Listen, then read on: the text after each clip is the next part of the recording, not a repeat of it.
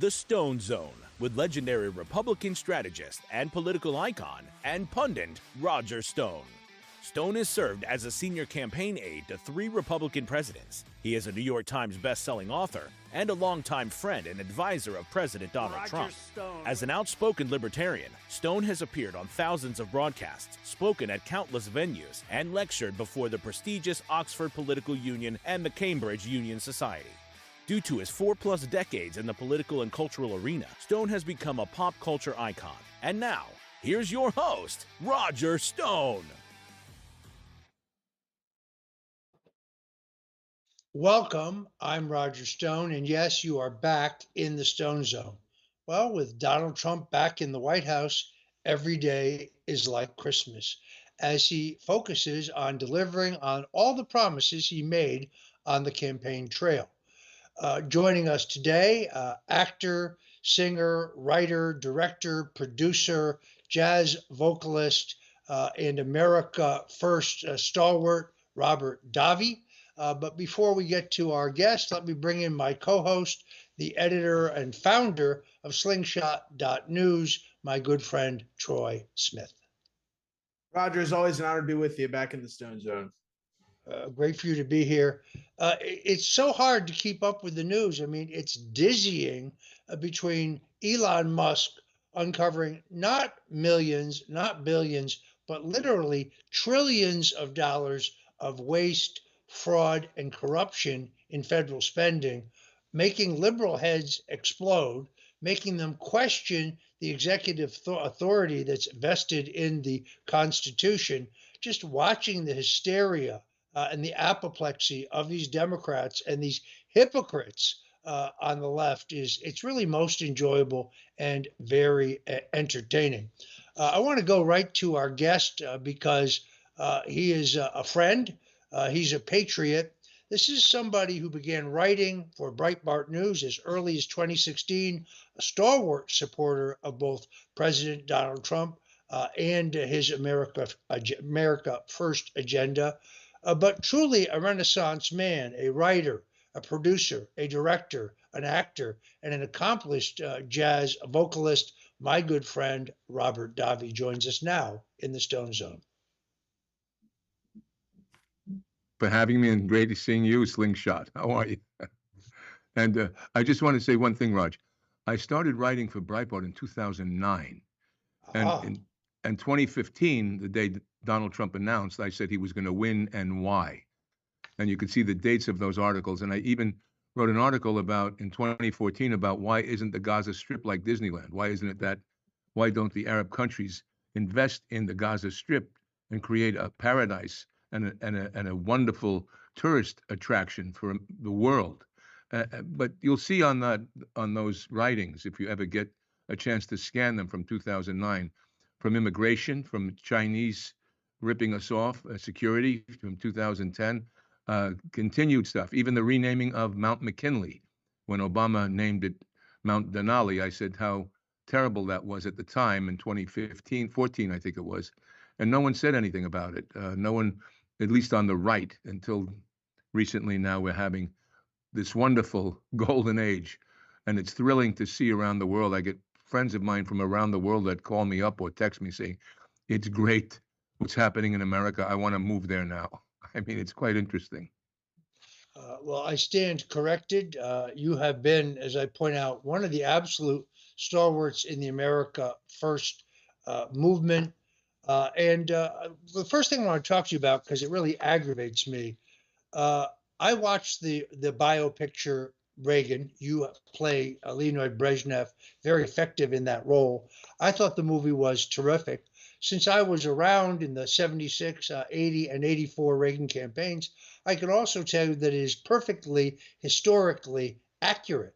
And it has an all-star cast, Dennis Quaid playing Ronald Reagan, an amazing performance. I knew Reagan, spent time with him. I really think he does the role justice. Penelope Ann Miller as Nancy Reagan. Really, John Voight playing the role of a KGB agent, kind of as the narrator. You are very effective in the role of Leonid Brezhnev. But then I read a terrific piece in the Washington Times, a revelatory piece by Ed Follner, formerly or maybe even currently with the Heritage Foundation. Now, he's right, given the leftward tilt of the Academy. No conservative could expect this great movie to actually be considered or to get an award as Best Picture, although candidly, it really deserves it. But it turns out that the movie's not even eligible. Reading from this great piece by Ed Follner, they're not eligible for Best Picture because the film does not meet at least two of the inclusion standards. One of those standards is that they require that the movie have at least one of the lead actors or significant supporting actors being a member of an unrepresented racial or ethnic group. That list would include African Americans, Hispanics, Latinas, Pacific Islanders, or Southeast Asians. Ronald Reagan was a Caucasian male. It's a historically accurate story, but now we have quotas to be considered for Best Picture. That's not the only requirement. You must also appease the Academy by ensuring that your cast, your crew, or those who distribute the film are women, LGBTQ, or women or people with cognitive or physical disabilities. These kind of quotas or these kind of requirements, I think it's outrageous. But since you were in the movie, since you do a star turn in the movie, I want to get your thoughts on this. It's quite unfortunate because I am a member of the Academy, and they do some wonderful things, and there's some wonderful members in there that are quietly conservatives. But what you're seeing, Roger, of course, is the cultural hijacking of American morality and values. I understand giving all races and creeds and people a chance. I understand that. And there's quite a lot of films that do that today. But to have to insert in something that historically may not have been existence just to fill a quota and just to make people happy with the DEI or the current thing. You know, they're doing something right now at the Hollywood Bowl that quite irritated me because they're having the girl that was the lead of Wicked play Jesus Christ in Jesus Christ Superstar. And I scratched my head. We know Christ was a male. Now, if he was of the Levant, he would have some. He wouldn't be. The color is. He could be any shade of color, but to have him a female, and like the film Concordia, which is out now, where the Pope, the new Pope, gets elected as he's a transsexual or a hermaphrodite. It seems Hollywood is imposing these things on the youth and on the culture for whatever reason it might be. And look, I have no prejudice against anyone's lifestyle nor anyone's proclivities. I may not respond. I may not agree, but live how you want to live in the privacy of your own home. But to force an agenda is of the most egregious thing, and to not let the Reagan film which is historic, be considered for a Best Oscar nomination is an absurdity. I've watched those films that do have and they all fill the bill that you talked about. My favorite, of course, is The Brutalist, but there's other films that fill that bill. It's quite. You see, Hollywood in the 1940s. I'm sure you've heard of the actress called Barbara Stanwyck. Of course. And Barbara's right, one of the greatest actresses of the time, who happened to be conservative. And there was a commission, not the what it turned into in terms of the Academy of Motion Pictures, Arts and Sciences, but there was an organization that the American. I don't want to get the wrong term, but there was a term and an organization they had for a couple of decades, few decades, American morality, American values. It was about American values and propagating American values in those pictures, which you saw with the Golden Age. If you look at some of the old films, now they may not be as, they're not woke, but they're beautiful segments of what the society was, and there are films you can find that have even some of the other issues that eventually were put in to our film world. But it's quite stunning that we don't have that. And one of the things that I had hoped, and I had talked to some people in the organization there, in the pre-election actually, that it would be nice to bring that organization back. Now I know he has the ambassadors of Sly and Mel and John Voight, but that's in terms of a commerce business point of view. I would like to be part of a commission that gives us the sense of American values and the fairness and the cultural aspect of having diversity of everything except thought and conservative or libertarian thought. Yeah, I mean, look at some of the past best pictures. For example, Patton in 1970. I'm not sure how you would historically accurately tell the story of that World War II film in a multi-gendered, rainbow-tinged group, but it won Best Picture. How about The Godfather? Look at the cast. So male, so white, so straight. Now, mind you, the logical way to go about making a film about the Italian mafia in the middle of the 20th century, you have to tell the facts as they were. You have to depict the situation as it were. Two great films that would never have been considered under this woke mind virus criteria. To me, it seems to be, it seems to crush the creative spirit. It's anti-free expression. It's really kind of un-American to tell history as it actually was. Amadeus, another great film, Best Picture, 1984, about the rivalry between Mozart and Salieri.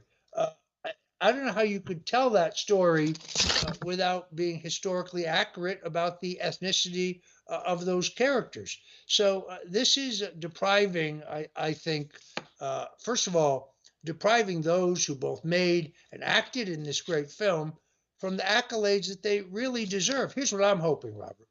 I hope on the night of the Academy Awards, whether he's in the White House or whether he's at Mar-a-Lago, I would like to see the president have a showing of this great film, and I'd like to have him invite everybody who's in the cast, you, John Voight, Randy Quaid, or Dennis Quaid, Dennis Quaid, all of these other great actors and actresses to attend. To me, that would make a great statement by the President of the United States. Yes, it would be very, and to reestablish that organization of American values in film.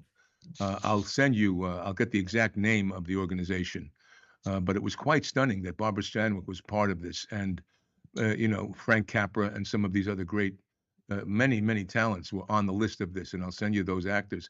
And I agree with you in terms of those films that today would have to qualify for a woke ideology and inside the film put some of this stuff. What I say, Roger, also that's very upsetting is look at one of the great American composers is a man named Duke Ellington. I've never seen a film done about Duke Ellington. There are plenty of stories, wonderful stories that can be told that incorporate the cultural diverseness of our country for many different things, and that's what should be affected on, not necessarily making sure we check off all the boxes on a list to have a film qualifying for Best Picture in the Academy Awards. It is, it's mind-boggling, the damage done by the woke mind virus. We've talked about this before, you have a huge body of work, an exceptional career in the many films you've been in, with the many great actors that you have co-starred with. I could spend the rest of the show just going through your CV, but the kids who work for me, the young people who work here, they love Goonies. It's their favorite movie. I've seen it now dozens of times. They say, "Oh no, you got to see this part. You got to see this part." But then I read that they're going to do they're going to do a sequel, but you may not be in the sequel because, well, you're not politically correct. Tell us about that. It's just a concern I have. I heard, they're talking about a Goonies sequel for many, many decades. It's the 40th anniversary of Goonies coming up, which is a marvelous film and touches many cultures and many countries. Wherever I go in the world, whether it be Italy, Serbia, England, France, the Middle East, people respond to Goonies in a very strong way. Anyway, so they've announced that they're going to do a Goonies 2, and they have the script writer and the studio, Warner Brothers, and the producers and everyone else involved. And I would only hope, my fear, because it's happened in other projects, that because of my outspokenness and different point of view and my conservative and my big, of course, support of Donald Trump and the agenda that the gift he's giving to America with the wonderful administration he's put and what you've helped build, that because of my ideology, that I would be asked not to do the film. I don't know if that's true or not, but it was something I had mentioned off the cuff, and then it took off for some reason, which is interesting. I saw many articles talking about that, but it was a fear I had. Yes, it could happen. Who knows? Well, let me say this. Goonies 2 that doesn't have Robert Davi in it will not be a good movie. That I can tell you. Troy, a question from you for our guest today, Robert Davi, a Renaissance man, folks. This guy, a writer, actor, producer, director, and an amazing jazz vocalist, but a guy who, like so many in Hollywood, doesn't hide his political beliefs, is proud to be an American, proud to stand up for American values. Robert, I know that this has had a deleterious effect on your career because of the mindset in Hollywood where outspoken conservatives, outspoken Americans are shunned, many cases blackballed. So you're also, from my point of view, you're a man of enormous courage, a guy who puts his career aside to speak his mind and to tell the truth. Troy, next question to you. Absolutely. Thanks, Roger. Sir, you've worked with so many legendary actors and American legends throughout your career, and you are an American legend yourself. Seeing President Trump take initiative in appointing this commission in Hollywood, really like a delegation of people that you mentioned earlier. Can you talk about his proactivity on this issue and why it's so important that we get out ahead of this? Because there's been so many conservatives over the years that have backed down, shied down. And I think your career is kind of a perfect example of how not to back down, not compromise your values, but achieve a lot artistically. Can you talk about that? Well, again, from way early on, Troy, I've written about Hollywood should come out for free speech, no matter what it might be. That's one of the foundations of our country and of a free people. I've written articles, like I said, in 2009, 2010 about free speech and how we have to unite for free speech, and how that our lips have been stapled to, or our tongues have been stapled to our forehead in some instances. And President Trump, I don't know if he's ever read my messages, but I know from 50 years of, or 40 years of watching him on different talk shows, him talking about the exact things he's implementing today, that he understands this country, he loves the country, and that he's been, they demonized anyone that has a difference of opinion, that doesn't have a goose step to their. It's like what the Schumers and the Schiffs and the Nadlers and the Hakeem Jeffries and what the left is doing today in terms of crippling and the media crippling the message and the truth by screaming these fear-mongering things. And this has been going on. And Trump saw this, and it's so exciting to see who he's put in terms of even seeing what, and Roger knows better than anyone, how the Justice Department was weaponized and how politics has been weaponized against people who have he's a libertarian as we are, and the freedom of being able to speak your mind and live how you want to live. But yet all of a sudden, they want to clamp you down. So it's so imperative and important. And putting Kash Patel and Pam Bondi and Robert Kennedy Jr. I mean, just think of the miracle that we have in our country today. You know, it's actually, it's almost divine. And he's had this plan. He's been sitting there for decades, looking at this, scratching his head. And as you see, Howard Lutnick came off today saying how brilliant Trump is and how the foresight he is. So we have to be thankful. We have to be thankful, and we have to support this president. And we have to tell those, we can't be afraid in the face of adversity to say to them, to say to people, we can't be afraid. I disagree. God bless you, but I disagree. And I think here's why I think you're wrong. Look at the uncovering of all the waste that Elon Musk is finding in Doge. I mean, that alone. I've known it for decades. Roger's known it for decades. We've all scratched our heads going, when will somebody admit to it and find out about it? Ross Perot in 1990 wanted to do it. He says, I want to get under the hood of the car and find out what's going on. He alluded to that. And then they, of course, pushed him out of running for office. I'd like to know what really happened there, because all of a sudden he was gaining traction and he dropped out. I don't know what happened there. I've heard different things. And finally, we have someone that's doing just that. And it's miraculous. Yeah, and you have to ask yourself, who among us is opposed to uncovering waste, fraud, and corruption in federal spending? Who could be in favor of that? Yet you see all these leftists, all these Democrats questioning the president's executive authority to do the things that he's doing.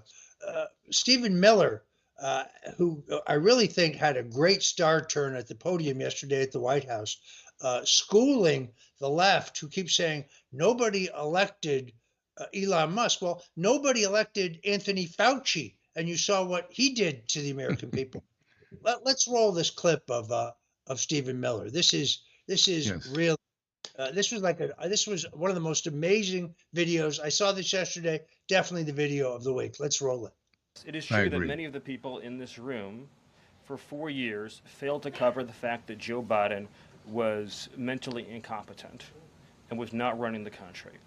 It is also true that many people in this room who have used this talking point that Elon is not elected fail to understand how government works. So I'm glad for the opportunity for a brief civics lesson. A president is elected by the whole American people. He's the only official in the entire government that is elected by the entire nation, right?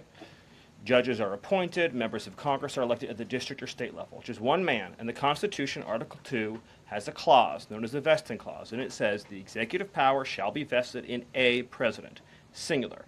The whole will of democracy is imbued into the elected president. That president then appoints staff to then impose that democratic will onto the government. The threat to democracy, indeed the existential threat to democracy, is the unelected bureaucracy of lifetime tenured civil servants who believe they answer to no one, who believe they can do whatever they want without consequence, who believe they can set their own agenda no matter what Americans vote for. So Americans vote for radical FBI reform, and FBI agents say they don't want to change. Or Americans vote for radical reform on our energy policies, but EPA bureaucrats say they don't want to change. Or Americans vote to end DEI, racist DEI policies, and lawyers of the Department of Justice say they don't want to change. What President Trump is doing is he is removing federal bureaucrats who are defying democracy by failing to implement his lawful orders, which are the will of the whole American people. Brilliant. Really an epic clip. You saw another manifestation of this today when the governor of Maine, I guess politically grandstanding for her left-wing voters back home, gets into it with the president of the United States, which is never, ever a good idea. Take a look at this. It's just a left jab. She got hit so hard, she said, I can't do it. They forced her to go out. No, go out again. You'll do it. Goes out again, gets hit again. No, that's it. She didn't want to die, and it's crazy. But the NCAA has complied immediately, by the way. That's good. But I understand Maine Is Maine here, the governor of Maine? Well, are you not going to comply with it? I'm complying with state and federal laws. Well, we are the federal law.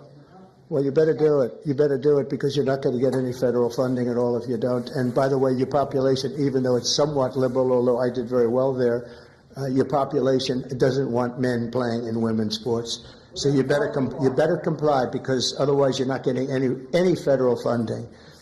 Every state, good. I'll see you in court. I look forward to that. That should be a real easy one.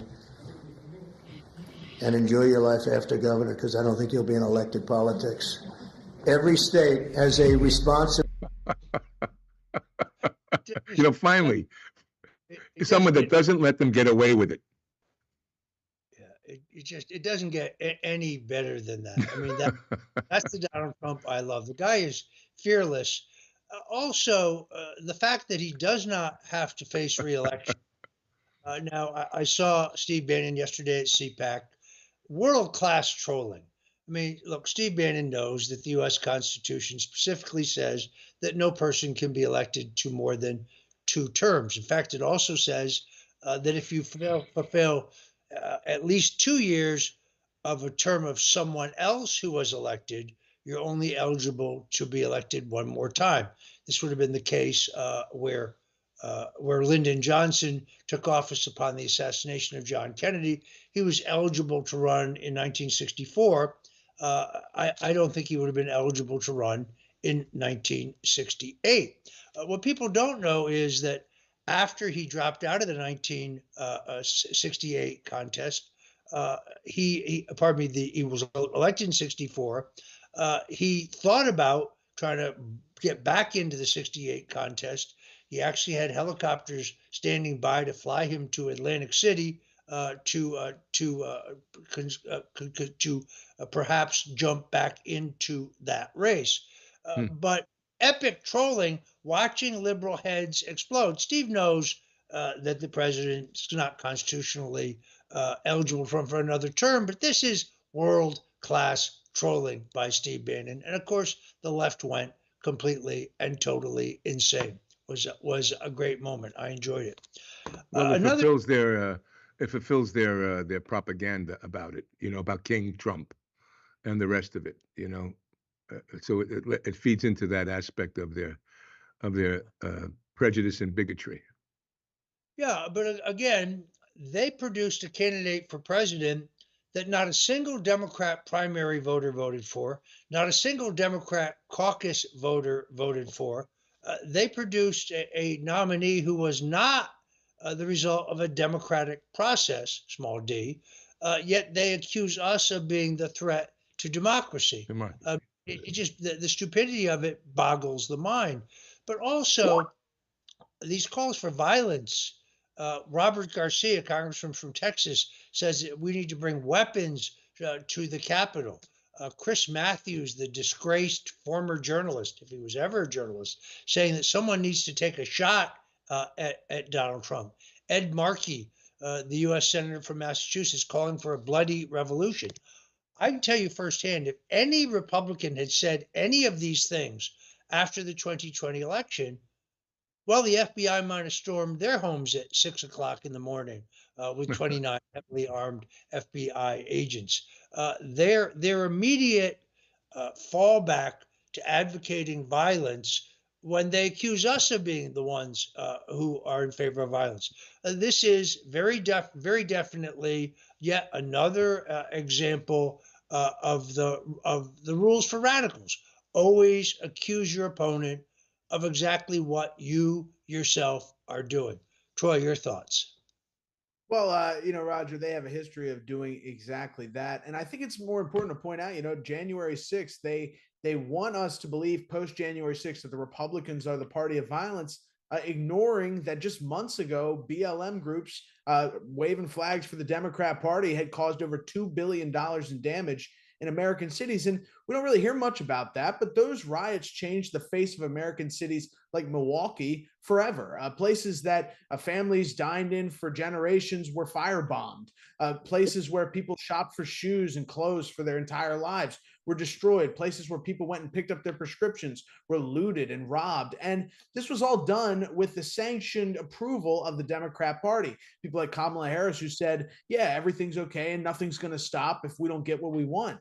And what did they want? They ultimately wanted the abolition of police that we see in cities like Chicago and Baltimore, where the police have their hands tied behind their back, and crime skyrockets. So, Roger, it's something that we have to pay attention to, the rise of the call for violence on the left. And, we have a video or actually a graphic we want to put up. You mentioned Robert Garcia. He actually posted online yesterday, Roger, that he received a letter from Ed Martin. This letter is basically warning him about his rhetoric about bringing weapons. We have that video, but his statement is very important to read here because we can put it up on the screen. Can we zoom in a little bit so people can see that? Yeah, there we go. As United States Attorney for the District of Columbia, I receive requests for informations and clarifications. I take these requests seriously and act on them with letters like this one you are receiving. At this time, I've respectfully requested you clarify your comments from February 12th, 2025 during a live interview with CNN. When asked how Democrats can stop Elon Musk, you spoke clearly. What the American public wants is for us to bring actual weapons to this bar fight. This is an actual fight for democracy. This sounds like a threat to Mr. Musk, an appointed representative of President Trump, who you call a, quote, a D word, and government staff who work for him. Their concerns have led to this inquiry. We take threats against public officials very seriously. I look forward to your cooperation with my letter of inquiry after request. Thank you in advance for your assistance. Please respond by February 24th. Should you have further questions regarding this matter, please do not hesitate to call my office. And we have that video. Want to play that and just get your guys' general reaction to this rise of calling for violent rhetoric on the left and calling for violence in the streets. Really unbelievable stuff. Let's play the congressman. What I think is really important, and what the American public want, is for us to bring actual weapons to this bar fight. This is an actual fight for democracy, for the future of this country, and it's important to push back on the chairperson of this committee. Look, if I had said that in 2021, they would have raided my house again. This is another example of the two-tiered justice, which I think is now going to end under Pam Bondi. I know Pam Bondi. She was a great attorney general here in Florida. She's a woman of enormous courage. She's a very capable lawyer, and she understands that her job is to depoliticize the Department of Justice, to bring it back to what it was, to rebalance the scales of justice so that we have one standard of justice. And it's not about politics. It's about the law. They talk endlessly about the rule of law, but then they spy on the President of the United States in violation of the rule of law. They talk about the rule of law, but then they utilize what they know is fraudulent evidence, the Steele dossier and the false claim that the Russians conducted an online hack of the Democratic National Committee, for which, I stress, there is no evidence whatsoever other than the claims of John Brennan, who clearly cannot be believed. So these people are really beyond the pale. They get away with these calls for violence and nothing happens. I'm glad to see Ed Martin taking action. Ed Martin's a good man. They're going crazy about his appointment. What they don't seem to understand is the president is entitled to appoint anyone he deems qualified to federal office. And as I said at the beginning of the show, at all points in this campaign, Donald Trump was telling you exactly what he was going to do if he returned to the White House. He said he was going to drain the swamp. He said he was going to deport millions of illegal immigrants, starting with the most violent criminals and terrorists among them. And with the able assistance of Tom Homan, he is doing exactly that. So I don't know why they are so apoplectic, other than to say they're so used to controlling all facets of government. They're so used to containing all facets of the mainstream media, which is largely discredited now. They really don't know how to react when they're not in charge. So I said this on yesterday's show. If a federal judge agrees with them, then they're a great respected jurist. But if a federal judge agrees with Donald Trump, they're unqualified, they're biased, they're incompetent. I mean, they have, for people who say, we respect the judiciary, Chuck Schumer threatened the U.S. Supreme Court, but no charges were brought against him. Donald Trump urges patriots to march peacefully and patriotically to the Capitol to exercise their First Amendment rights to protest what many Americans believe was a stolen election. And they take that clip down so nobody can see it. And then they try to charge him for non-existent crimes. Now that you have Pam Bondi, an enormously able woman, and Kash Patel at the FBI, and my favorite, Tulsi Gabbard, a woman of enormous courage and deep principle as the director of national intelligence, that to me is the new Justice League. I mean, that is an all-star team. Now you add outside the box thinkers like Scott Bessent, the Secretary of the Treasury, who's a libertarian, a very creative guy, a Trump loyalist, thinking seriously about how to deal with national debt, which is unsustainable, examining whether or not we could go back to the country being financed through tariffs. You made mention, Robert, earlier of Mount McKinley, which is named after William McKinley, who frankly financed the government extremely well without an income tax based on tariff income. So these things are not impossible, particularly after Elon and the folks at Doge root out billions, perhaps even trillions now, of waste, fraud, and corruption. With Jesus Christ, all things are possible. And with Donald Trump at the helm, I think getting rid of the income tax is actually a real possibility. This is not him trolling. This is something he's seriously looking at. I would welcome it. Can I ask you a question? Certainly. Because we hear this also from the left in terms of the billionaire, the guys that don't need money that are in our government that are trying to help our country. Elon Musk, Donald Trump, and some of the others, okay. Woodrow Wilson was what? What was his political party? He was a Democrat. It was and also Woodrow Wilson got all those guys, the creature of Jekyll Island, all those billionaires, and he divvied up America and created the Federal Reserve. And then later on said, I have unwittingly ruined my nation. And the same people, the same left-wing politicians that you continue to hear crying about us having accountability in our government, that we've known the bureaucrats have controlled the inner sanctum of our democracy for decades. You know, when Nancy Pelosi talked about Obamacare and they said, what's in it? She goes, we won't know till we pass it. And I forget how many thousands of pages that was.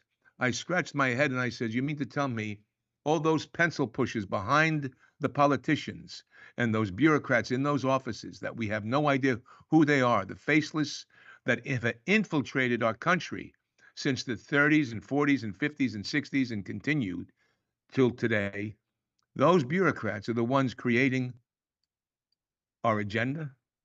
And the WEF and that World Economic Forum, the globalists, are panicking. And a lot of these politicians, like this gentleman, that Garcia, that's nervous about what's happening, and the rest of them, it's all coming from that aspect, I believe. So some of that pressure that they're getting from those on the outside. You know, there's never enough time when I have Robert Davi on the guest. There's so many things I want to ask him about and want to talk about. There's one issue here that Robert, you put on my radar screen. I wasn't aware of it, but that pertains to the Delta rescue, the nation's largest American no-kill animal sanctuary. Yes. Thanks to you, I had Leo Grillo on the show, both on my radio show. Hope to have him here in the Stone Zone soon. One of the best shows we've ever had. Terrific public reaction to it because, well, the Delta Rescue Facility in California was sued by an employee who was an independent contractor, but who actually lied about her identity, claiming to be a U.S. citizen when in fact she was an illegal immigrant, supplied a fake Social Security number in order to gain employment, and then turns around and sues the Delta Animal Rescue and gets a judgment against this nonprofit for $6.7 million. You know who that hurts? That hurts the animals. That's who that hurts. Yes. This is disgraceful. First of all, I don't understand how an illegal immigrant, someone in the country, has standing to sue a nonprofit which is in the business of protecting vulnerable animals. This is a lifetime no-kill shelter. So you can imagine the numbers of dogs, cats, horses, other primates that Leo Grillo is saving. This is disgraceful. From around the world. I'm very grateful to you for putting this story on my radar because I had missed it, and I think it is absolutely disgraceful what has happened here. It is, Roger, and it's this is a man, Leo Grillo, and Delta Rescue, who for 46 years or so have been rescuing animals from the wilderness, from wherever it might be, and it's a no-kill sanctuary. See, the ASPCA and some of these other organizations that get tons of money, they actually they have a euthanasia aspect to it. Leo treats the animals and lets them live, and the rest of it. Now, and he's had immigrants for decades working with him, and he's helped Mexico. He's helped all kinds of things, and this action that was unconscionable if you look at the merits of the case, but because Los Angeles has such a corrupt system, and they had these lawyers that were, I guess, that they weren't even able to tell their story, Delta Rescue. They weren't able to tell certain aspects of what this case, the merits of the case, and the manipulation, how the woman had taken $370,000 worth of food and other supplies from the rescue. This is all before Leo knew about it. She then was pregnant, working in a cattery, and you can't be around cats when you're pregnant. And he didn't. I mean, so this, and they weren't even able to tell the jury that it was a nonprofit. And most of the people on the jury, as was the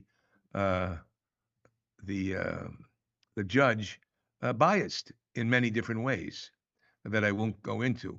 But it's just think of an American citizen, and you have someone, a gardener or someone who you're working with, and they do something untoward maybe, and you fire them for whatever reason, or you let them go because of something impropriety, and they turn around and they sue you for your home.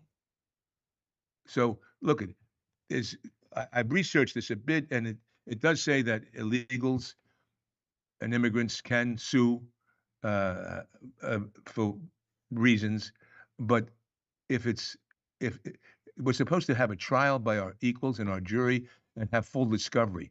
But as we've seen recently, and I've realized this when I was very young, when my parents had a conflict with an insurance company, and they were as honest as you can be, my parents, and they were manipulated, and the lawyers and the insurance company finagled and lied, and this is what you have. This is I'm so glad you got Pam Bondi and Kash Patel, and you got Leo Terrell and guys like that are going to be in there looking at this whole mess of a justice system and what's happened to Leo Grillo, and it takes it out of the animals.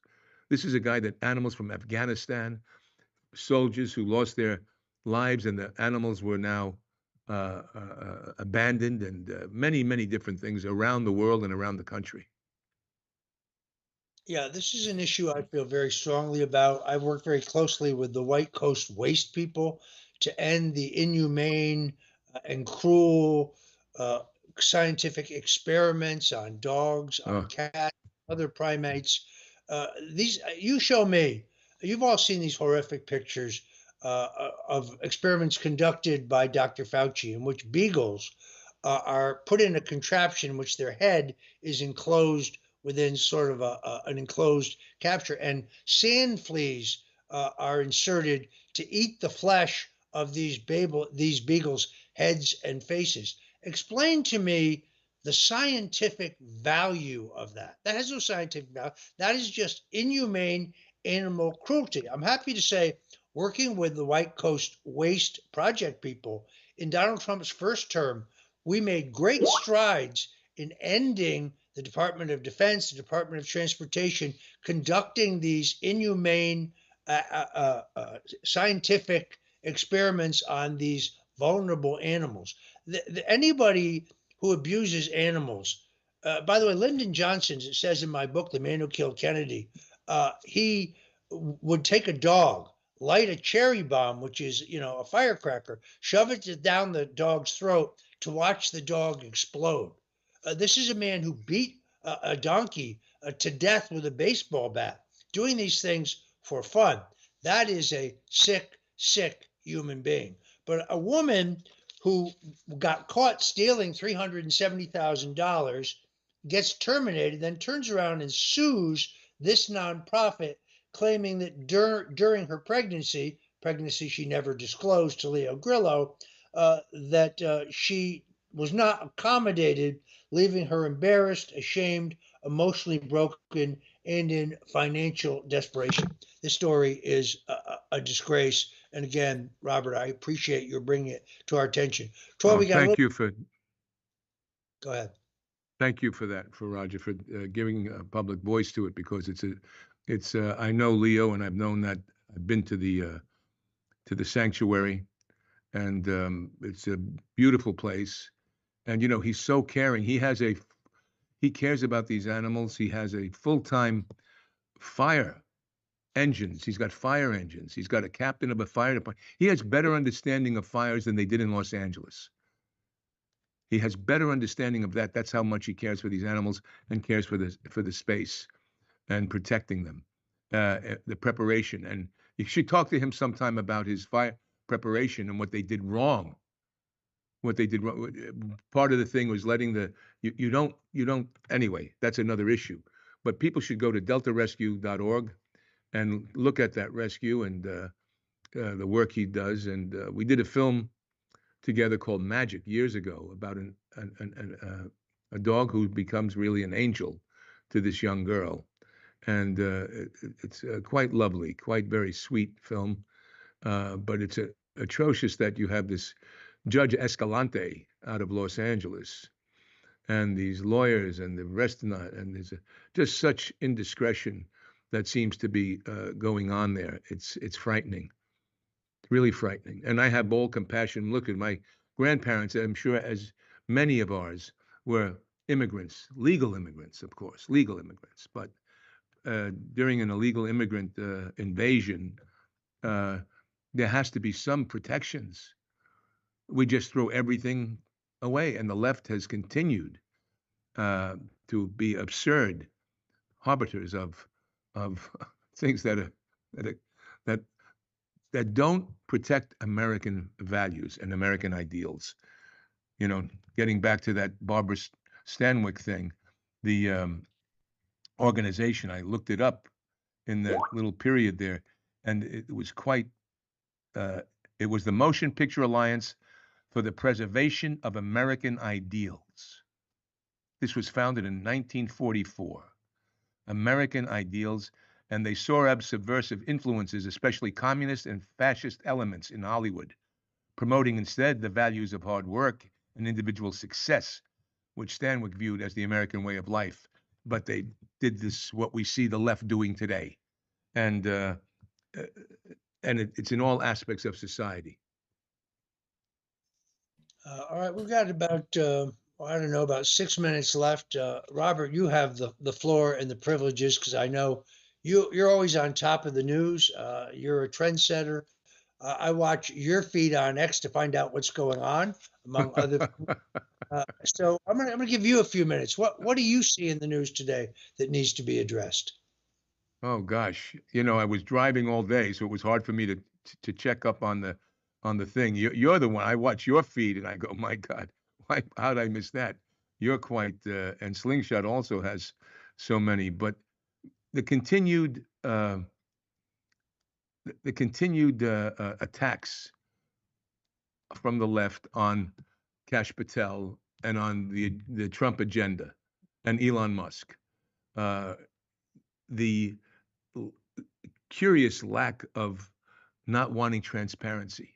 When did transparency become un-American or not democratic? And Yep. the public, the fact that the public, I'm talking about the mainstream media, the legacy media, how embarrassing are they? How embarrassing are they that they're stuck into something? It's like that conversation that I love that J.D. Vance had with one of the reporters the other day when he brought it up to them about they were misrepresenting the truth, and Marco Rubio misrepresenting, and Zelensky. The Zelensky thing is just is a head scratcher. Why don't we want peace? Why is everyone just so enamored with Zelensky? Where does that come from? A guy that I don't know. I've seen crazy videos about this guy, and you heard certain things, and he doesn't know how many billions of dollars are. What's going on here? And it's all very confusing. One thing I wish Elon Musk, I asked him on Twitter, on X, because we hear so much conspiracy about weather manipulation. I'd like to know if he understands or knows if they are seeding the clouds. It's been unseasonably curious in some instances. And I'd like to understand if that's just a conspiracy or if it's true. Also, what's your thinking on that, Roger? Do you think that? Yeah, we actually unearthed a speech by President Lyndon Johnson back in the 60s, where he basically says we are at the cusp of being able to control the weather. So he blurts it right out. And I have to wonder whether these events in Hawaii, whether these events in Los Angeles, whether these are man-made, whether these are not natural disasters, whether they are man-made. There's a lot of strange questions about both of these incidents that I hope Elon Musk in his Doge efforts, because it all goes back to the money. Somebody's paying for this. Some department of government is paying for this. So it is something I want to see. The president's slapdown of Zelensky was one of the classic of all time. Only one thing I disagreed with. He said that Zelensky was a moderately successful comedian. I don't think he was that successful, to be quite honest with you. And he looks to me like he's a front man. Looks to me like he's an actor hired by the oligarchs, hired by the powers to play the role of a president. Yet, as you point out, Robert, he himself now admits that almost half of the $350 billion that he's been sent, he can't account for. And interestingly enough, my good friend, Congressman Tim Burchett from Tennessee, a MAGA congressman, really a courageous guy, he's come forward and said, you're going to see relatively soon that much of that money that went to Ukraine got funneled back to politicians of both parties in the United States. Mm-hmm. So I don't know if Nancy Pelosi has an offshore account. I want to know if Adam Schiff has an offshore account. I want to know if Lindsey Graham has an offshore account. We're going to follow this story very carefully on the Stone Zone. We have a few more minutes here. You know, Roger, I just want to add to that 1 second, because it's so perplexing to me. I have nothing to hide. I've got nothing to hide. You mean to tell me if Elon Musk goes into an account and says, oh, Robert Davi has a residual check, that it's going to bother me? You know what I'm saying? The people these politicians that are panicking, what do they have to hide? What do they have to hide that they're afraid of transparency? That's what you just brought up. No, you raise an excellent point. For example, Elon and his team have determined that there's a substantial number of Social Security recipients who are more than 120 years old, and they're continuing to get benefits. I don't think that's very likely or very logical.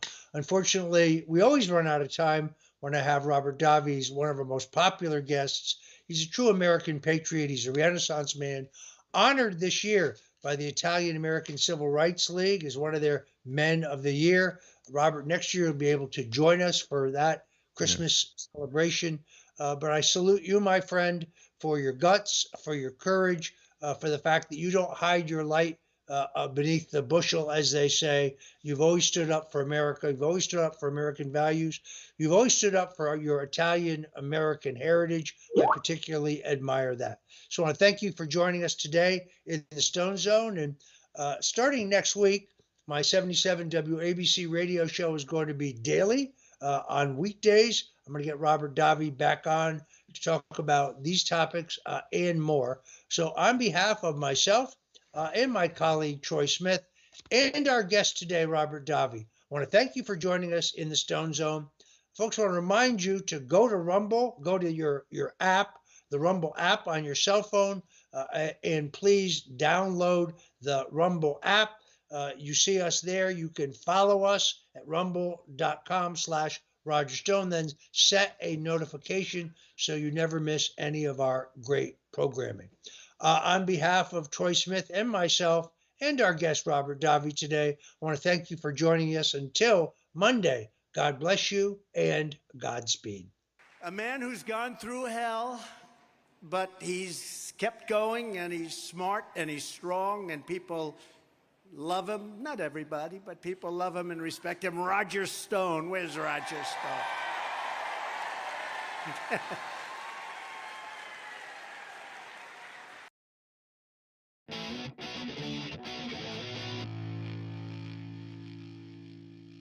You're watching Worldview 2, built on the 35 years of Worldview books, documentaries, research, high-profile interviews, and the radio and television broadcasts of Brannon House.